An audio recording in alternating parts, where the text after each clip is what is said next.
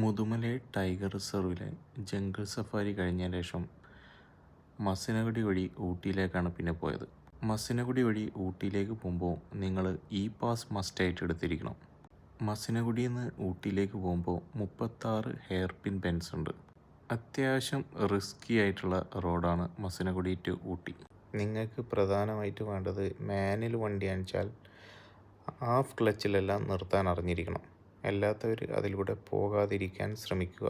അത്യാവശ്യം റിസ്കി പിടിച്ച hairpin ബെൻസാണ് മസിനഗുഡി ടു ഊട്ടിയിലേക്കുള്ളത്. റീൽസ് ഒന്നും കണ്ടിട്ട് ആരും അതിലൂടെ പോകാതിരിക്കുക. നമ്മുടെ വണ്ടി അത്യാവശ്യം കണ്ടീഷനും ആയിരിക്കണം. കാര്യം എന്താ വെച്ചാൽ ആ റൂട്ടിലൊന്നും അധിക പേരും ഉണ്ടാവില്ല. നമ്മൾ എവിടെയെങ്കിലും സ്റ്റക്കായി കഴിഞ്ഞാൽ നമ്മളാകെ ബുദ്ധിമുട്ടും.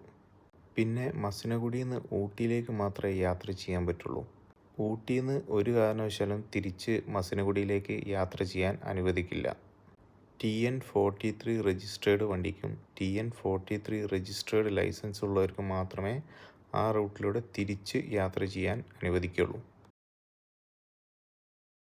ആ റൂട്ടിൽ പോകുമ്പോൾ ഒരു കാരണവശാലും നിങ്ങൾ വണ്ടി നിർത്തിയിട്ട് ഫോട്ടോ എടുക്കാനോ ഒന്നിനും ശ്രമിക്കരുത്. മസിനഗുഡി ടു ഊട്ടി പ്രകൃതി ഭംഗിയെല്ലാം ആസ്വദിച്ചിട്ട് ഒരു യാത്ര ചെയ്യാൻ പറ്റും നമുക്ക്.